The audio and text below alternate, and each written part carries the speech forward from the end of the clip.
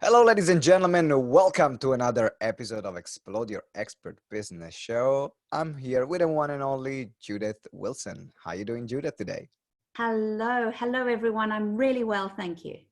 All right, so I'm really excited about this interview. We are going to talk about a topic which is really credible: how to get booked by corporate over and over again. And uh, in our companies, we also have a sales training for recruitment agencies. So we go in the corporate side. And there are a lot of questions, a lot of people that want to get into corporate. I get asked all the time, like, how do you get into corporate? How do you get into corporate? How do you get into corporate? Because apparently that's corporate where, that's what people say, that's where the money is. So I'd love to know, before we get started and listen to some of your golden nuggets, what's your journey? What has your journey been? What made you do the work that you do now? Well, I literally tell people I fell into training because I was so blessed as to how I began. And people love my story because it's an incredibly quirky one, because I'm originally from Zimbabwe and I got a journalism degree and thought that was it. I was going to wait for some amazing, BBC or something to land in my lap and offer me a job. So I was waiting around and nothing happened. And I thought, I'm going to have to make some pocket money doing something. This was straight out of university. I had just turned 21. And I thought, right, a quick way to make money would be able to go into schools, the private schools, and offer a public speaking course to them. Now, I had been a Toastmaster at university. I'm sure your listeners know Toastmasters International. Yeah, wow. Set me up So you really well at the beginning. started very early with Toastmasters. Indeed, I think that was now probably 20 something years ago, which is fantastic. So I felt comfortable with teaching kids how to speak in public. So I wrote this little manual and I thought, right, I'll speak to the headmaster and see if he will allow me to speak at an assembly and see who was interested in learning this. And the headmaster said, yes, we don't teach it as part of our curriculum. You can have 5 minutes at assembly. So I spoke to all these young boys and said, go home and see if your parents think this is a good idea. And the school had agreed to give me a classroom the following Wednesday for 6 weeks. And they said, you can have the classroom and teach them a different aspect of public speaking for each of the weeks. So I rocked up the next Wednesday and I had no idea what the response was going to be like. And there was a line as far as I could see it with all of these young kids with their cash hot and heavy in their hands. And I thought, oh, this is great. So I loaded them into a classroom and I said, right, tuck your shirt in. You're going to have to do better next time. Work on this aspect. Come back. This is your homework. And I had them all in line. And I had been doing this for about 3 or 4 weeks. And one night the phone rang at home and I answered it. And it was one of the dads. And he said, hello, I'm so-and-so's dad. And I thought, oh my goodness, what does this mean? Oh, what have I done wrong? And he said, I've seen what little Johnny's been learning, and he's shown me the booklet that you've put together. And I said, yes. And he said, I'd love you to come in and teach my board. And he was the CEO of Johnson & Johnson in Southern Africa. And that incredibly was a lovely, lucky break. And get this, I was so naive at that stage, I didn't even know what a board was. So I had to come off the phone and say to my mum, Mum, I've just agreed to do something, but what's a board? And I knew no different than to teach these guys the same as I'd taught the kids. Yeah. So I said, tuck your shirt in. You're going to have to do better. I'm giving you homework. And they loved it. And then, of course, I was so blessed because I was able to say, I've trained Johnson & Johnson. And then I was able to go to other companies. And that's how I got started. It's really fascinating. And I'm always like looking on the learnings in the stories. And I think one of the biggest learning from your story is that you never know who is sitting in the audience. You never know who the person sitting in the audience knows. A lot of people, they are starting careers as speakers and they think, oh, well, but is this a paid speaking gig? Shall I speak there? Shall I not speak there? And I got some of the most profitable connections or best connections I've ever had in events where I just went there, do quality work, and not even getting paid for that particular one. But the connections that were created from it, they were Indeed. invaluable. And it feels like that's what happened to you here. I think that's very much part of it, but also is this idea that I just went for it. I didn't have the sort of analysis paralysis that we get. And I think perhaps the older we get more cautious and we think about everything that could go wrong. And I just had the energy to say, yes, let me do it. Let's give it a try. Let's see. And I really think that that's a good learning for these things, is if we let fear set in and we think about all the possible things, we stop ourselves and we don't give it a go. But Yeah. when I look back at being so young and simply going for it, it has stayed me in so much good stead. Wow, that's brilliant. So after that, then you decided to then make this your career in terms of going and teaching corporate, or there was something in between that happened while you were building that side, or you just No, like straight after Johnson and Johnson was straight in that's the. it. I knew I am a trainer at heart. It is not what I do, it's part of whom I am. It's in my very fiber, and I am so passionate. So passionate. I Yeah. am so blessed to be able to do every single day what I love, and it has given me an incredibly lucrative lifestyle for the 22 years that I've been doing it, because we are lucky that corporate does pay so very well. When you consider, you know, teachers are teaching our youth and corporate training is adults, there is this massive difference, of course, Huge. between what teachers are paid, which is very sad, very, very sad, when that's the future that we are educating in the youth. But I'm very blessed that what I did fall into is corporate. And it's a really good distinction, because corporate have a budget to spend. You know, people aren't spending personally, it's their budget. So they don't feel it from their hip pocket.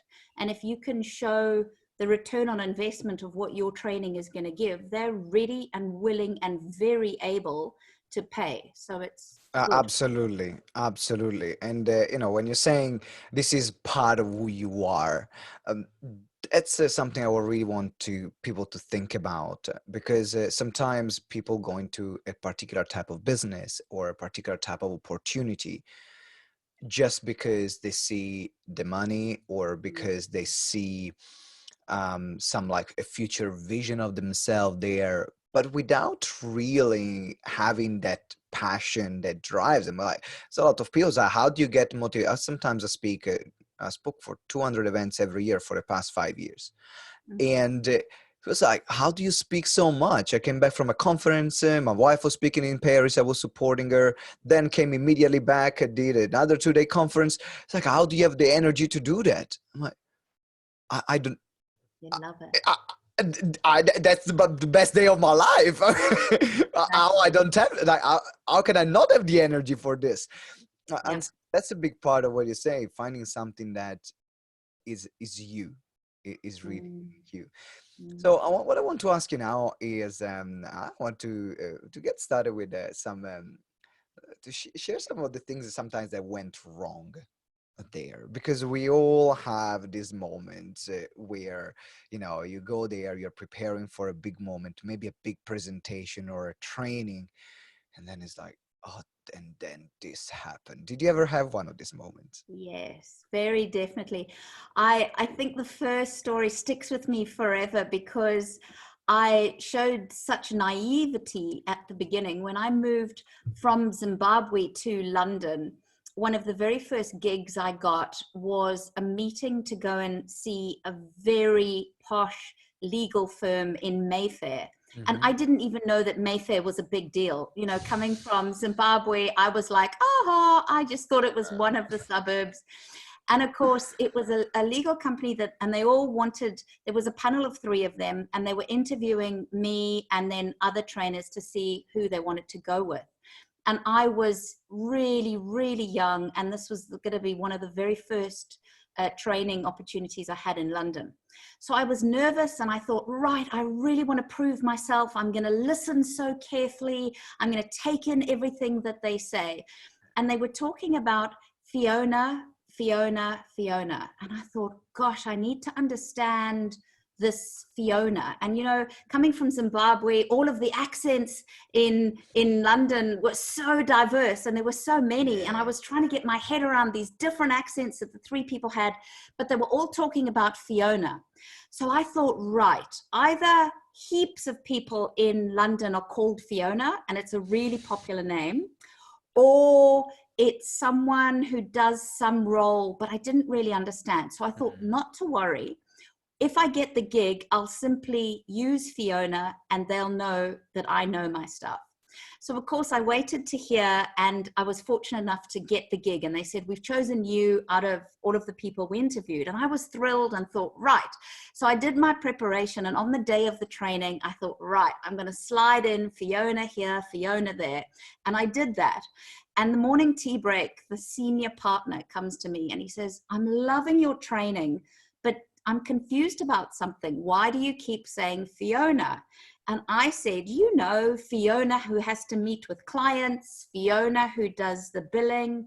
And he said, that's a fee earner, not Fiona.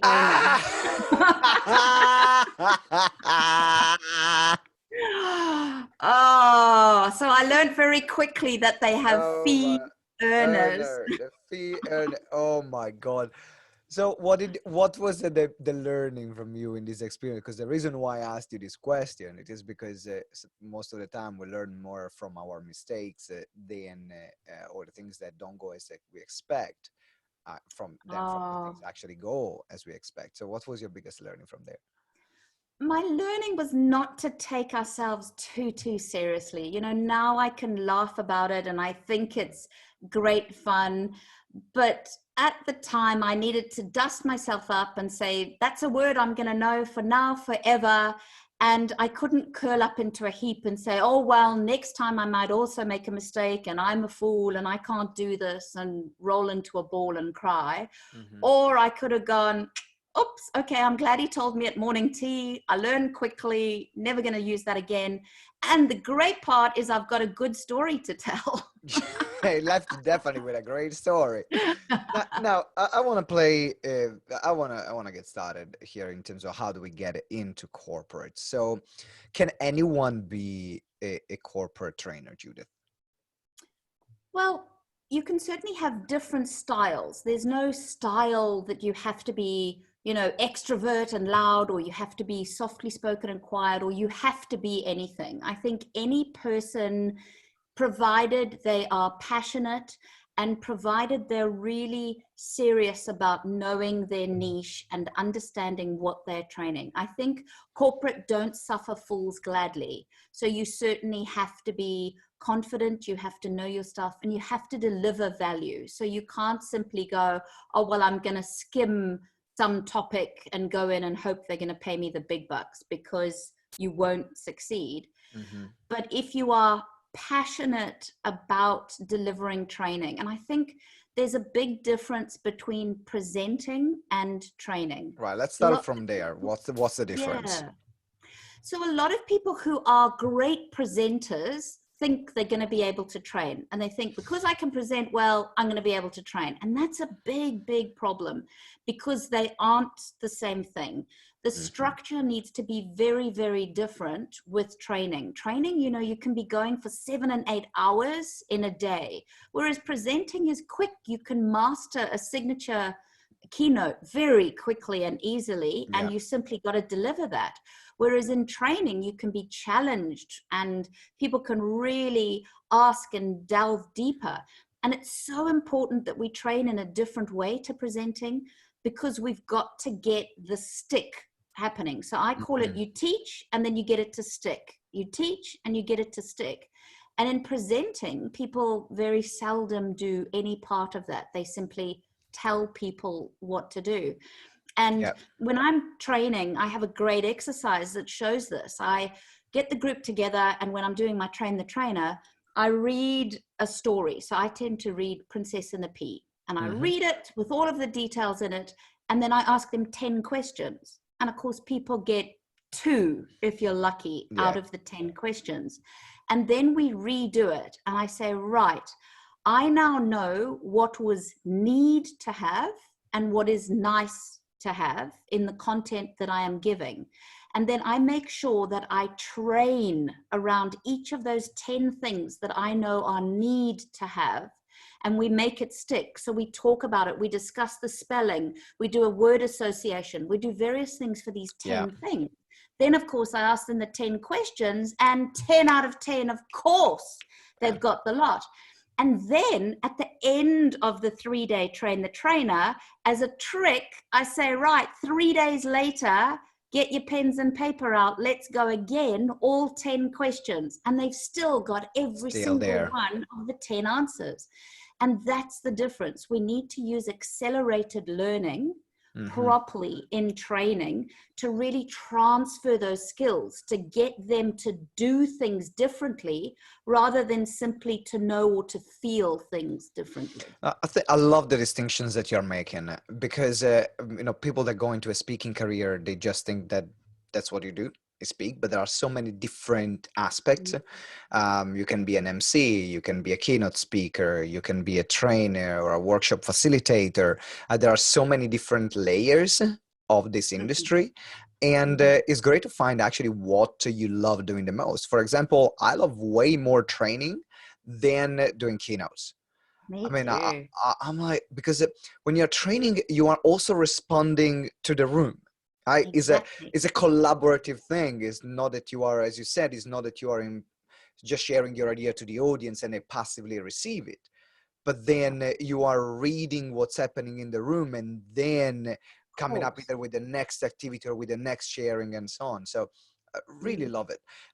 Now, in terms of, so we talked about, can anyone be a trainer? Of course, there is a need to be a very certain skill set. But going into corporate, is that easy? Is that difficult? Because everyone thinks, okay, just, let me go into corporate. That's where the money is. But is that easy to get into corporate? Or it's not easy, but if you position yourself well and you know the steps to take, it's doable. I think people make mistakes and then it's an uphill battle because corporates, you're just against a brick wall. They're not taking you. They're not interested. And so there are key things that people make mistakes with. And one of those that I see all the time, and I know this is very close to your heart as well, is that they don't niche into anything. And they say to corporates, I can train customer service and time management and presentation skills and leadership and sales and that is just crazy. Because no corporate is going to take you seriously. If you think you're all of those things, it's not going to work. Far, far better to get into corporate by being a specialist in a particular thing that they go, oh, fantastic, this is the guru. And by the way, you can charge more when you do that. When you're charging, you have to charge just run-of-the-mill rates when you're doing everything under the sun. I always like it. I heard a story once which just perfectly fits how you need to think about niching for corporate. And it's, say you're in a jail cell and you got a teaspoon and you want to break out of the jail cell and you've got 25 years that you're going to be in jail. If you tap with your spoon on different places on the wall for 25 years, you're still not going to get through the wall. You're not going to do anything. Whereas if you find one tiny little crack and you bang on that spoon, bang on that wall for 25 years, you're likely to get this great tunnel right the way out. And once you're out, you can run like hell in any direction you like. And that's the key point, that when you get into corporate, you need to be very, very, very specific. You need to be the guru in one particular thing. But then once you've got a relationship with them, once they know you and like you, they tend to say, hey, what else can you do? I've got this problem. Do you think you can work with my team? Do you know anyone who would be able to? And then you find that with that relationship, you can start broadening out and saying, yes, well, I also do coaching, or yes, I also do this or that. and it works, but it Yeah. never works to go at corporate like this, trying to be everything to everyone. Absolutely. In fact, if I'm thinking about how we got into corporate as well, because we started actually our company as a seminar company, so doing events, doing training, but mainly B2C or like small businesses. It wasn't corporate. But then my business partner had a background in the as a recruiter, as a sales person in the recruitment industry. And we are both millennials, being my business partner. So when we decided to open the branch to the corporate branch, the thing that he specialized on was sales training for Yep. recruitment industries, doing induction Exactly. plans for millennials. That's it. That's it. Right. That's beautiful. Niche within a niche within a niche. Niche. Yes. And so now you're like, okay, I got a bunch of millennial coming in. I need to train them and do an induction plan for them. Who am I thinking of? I'm thinking for that person. But Yep. and it requires knowing that industry. So it's really powerful that you think about what is the thing that you want to be known for, and as you're saying, the niche within the niche within the niche. Now, if you had like top 3 tips or recommendation for someone, say, okay, I know I have a passion for training. I know it's in my being, it's in my soul. That's what I love to do, and I want to do this for corporate. What are the top 3 things that you can suggest them? So first would be to name it and claim it. So label what it is that you do well and claim it as a real name. So to give you an example of the niche within a niche that you were talking about, I've got a trainer who's done customer service training for the pharmaceutical industry. And that's Mm-hmm. it. She doesn't do any other courses and she doesn't do any other industries. And she's named it and claimed it within the pharmaceutical industry. And people are lined up for ages to actually do work with her because she didn't play it small. She didn't say, oh, I sort of know customer service and oh, I can sort of do pharmaceutical. She was like, I am Australia's best trainer in pharmaceutical. I am the only go-to Mm-hmm. person who. And because pharmaceutical is a great niche to be in because they've got the money. They spend Yeah. so much on developing their staff. Whereas different industries, some industries are known to be cheapskate. You know, they won't pay for developing their people. And so you don't want to be in that. You want to be in ones where they go, we know the value of developing people. And so I think that's cool. Now, Yeah. once you've named it and claimed it, you need to get some social proof behind you. It can't just be what you are saying about how fabulous you are, because people need to know, to trust, and to like you. And so social proof is really important. And I say do a few freebies at the beginning Mm-hmm. when you're getting, you know, what have they got to lose? If you say to a corporate that you would love to have a testimonial for, say, I will do a free session and all I ask is if you find value in it, if you enjoy it, Yeah. will you please give me a testimonial? Now, why are they going to say no? Because it's no skin off their nose. They haven't paid for anything and their people may learn something. And if they don't, you're going to learn a big lesson quickly as to how you Mm-hmm. need to polish your act up and get really, really good before you try that again. But I find that when people do this, it's the opposite. They go, oh my goodness, I've worked so hard for that. I know what I'm doing. I got a great review, and that builds their confidence. And once you've done that a few times, you've got great Yeah. testimonials to be able to offer to people. And that's really, really powerful. And a third point would be fish in the right pond. Make sure that where you are trying to get business can afford you and are up for training their staff. You know, things like if you're going to do very, very small business, they often can't afford you, you know, not like a corporate can. So Mm-hmm. think about, do you want to be able to travel? Do you want to do nationally so that you can get, you know, head office, and then they may say, right, we want you to do all of the branches throughout the country.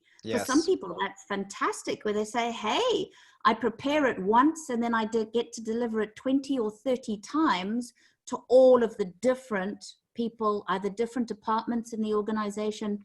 That's where training is so great, because once you've done one, there's often so many other people that need that same development. And year Absolutely. in, year out. You know, January is one of my favorite months for training. Why? Because I do very little training, but the phone never stops ringing with people phoning in to say, it's that time of the month, it's that time of the year, can we please schedule in? We want this in March, we want this in May, we want this in October. And you're able to start filling up all of your year because it worked last year. And Yes. this year you're going to do even more. Absolutely. I'm thinking of what you're saying, and it looks like this is so like check, check, check, in terms of even the things that we have done. Because if I'm thinking about how we got to the first gig, we actually did a gig with the Adecco Group as a trainer, which is the largest recruitment agency in the world. So we went there for social proof. Business partner went there for social proof. But then they liked the training that they developed, and then they started expanding it to all the other branches, and not only of the Adecco Group, but the other brands that they have, like Office That's what Angels. we want. And so for anyone who is thinking about going into corporate, if you have the right niche, if you have the right social proof, and then you have the right product or the right training, then you're really hit the jackpot. You really hit the jackpot there. And but you've got to be very professional, and you've got to train really, really well. You've got to be personable and professional all rolled into one. So you've got to look the part and be very corporate as far as your grooming, and professional. You know, corporate don't suffer fools gladly. So things like punctuality, things like courtesy, absolutely crucial. They don't like too much formality. They really like it when you respect them, you respect their position, and make their lives easy. Make it easy to work with you, because then they're going to want to book you time and time again. This interview has been invaluable. Like, for everyone who's been listening right now, I'm sure that you guys are taking notes. If you have not taken notes, then because you're driving, or maybe you are jogging, or maybe you're doing something else, just stop whatever you're doing and jot down these points, because they are going to change your career. Now we're going to move to the last part of the interview, called Lifting the Veil, where I always ask my guests to share a tool, a resource, something that they have done for themselves, or they are using that impact their life in a positive way. So Judith, what is that for you? I want to be really practical with this point, and it's something that has legitimately changed the way that I work since I learnt it. And it's the concept of Parkinson's law.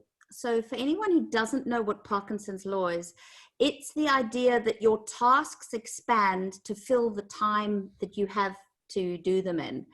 And it's a great concept for business owners, for entrepreneurs who really have as much time as they like to do things. And I think this can be a very dangerous thing.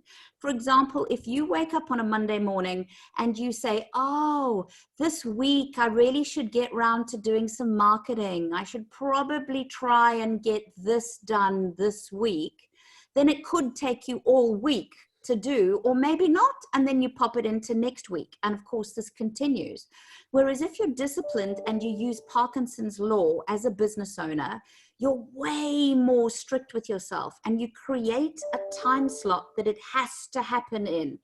Yes. And the Parkinson's law states that the tasks will expand to fill the time. So if you've only made the time a block of 3 hours on a Tuesday morning, and you're very strict with yourself and say, it has to happen in that time, because once the 3 hours is finished, I am moving on to developing my signature program or whatever it is you're doing, and you're not at all flexible, and you say, that's it. If it doesn't get done then, it does not get done, because I've scheduled Parkinson's law to work throughout. And then I simply reward myself when I do it. So I say, make sure I've done this and this and this, then I feel really good about myself, and I've got the tasks done. And then I go, yay, now I can go off onto Facebook or social media or play or do whatever I'm going to do. That's it. Netflix. That's brilliant. For example, if you're thinking how can you use this in the context of the interview, is to say, I'm going to spend 1 hour, and 1 hour I'm going to contact this 10 companies that I want to approach for training. That's it. Bang. That's it. That's what you do. And it And has to happen in that time. yeah, absolutely. We've all been there. I mean, sometimes I go in and I love writing content or recording content. I'm saying, yeah, it's just going to take me 20 minutes, and then 2 hours later I'm still there writing this 5 pages article, which I didn't set out to write. So this gives your mind a really structured approach. So the Parkinson's law. Thank you very much for sharing, Judith. So it's time to wrap up. I know there are people that are listening right now that are screaming and shouting. They say, Judith, I want to get in touch with you. Tell me more about what do you do, and how can I work with you? So what do you have for our super fans here on the show? Well, what I do is I really equip trainers to run lucrative training businesses. So I have an online training course, which I'm thrilled with because people can do it from all over the world. And it's the Trainer's Ultimate Toolkit. And I am so proud of the Rolls Royce of courses that I've put together because it's phenomenal. It changes people's lives, whether people are trainers and want to become more lucrative, or whether people know that training is something they could do and they need to know how to set themselves up properly with the foundations from the beginning. So that's the Trainer's Ultimate Toolkit, and we'll put the website down so that you can all see it later on. But as a gift to everyone listening, those who are interested in if what I've said has resonated with you, I've written 3 books as was introduced, but one I'd like to gift you is an ebook that has a very sexy title, Become a Millionaire Working Just 2 Days a Week. And that's exactly what this gorgeous industry enables you to do, is become a millionaire working just 2 days a week. And the book is a great way of showing you how, behind the scenes of what corporate training can be like. So if anyone would like a copy, we'd love to send you one. And the easiest way is to get hold of us at info@trainersultimatetoolkit.com. And my team will send you a free copy of that book. So info@trainersultimatetoolkit.com. So info@trainersultimatetoolkit.com. The link, the email as well, and the link that Judith shared before, that's going to be as well in the show notes, so you can just scroll down and find it. Make sure you get in touch because yes, corporate industry, the corporate, becoming a corporate trainer, if that's what you love to do, you love training, you love facilitating experiences for people and for companies and organizations, you think, okay, I got the right skills, that's the things I want to do, then she is the right person for you. So Judith, thank you very much for being here on the show. It has been an incredible interview. My pleasure and honor. Thank you. All right, ladies and gentlemen, thank you very much for listening or watching, whatever you are, which platform you are using.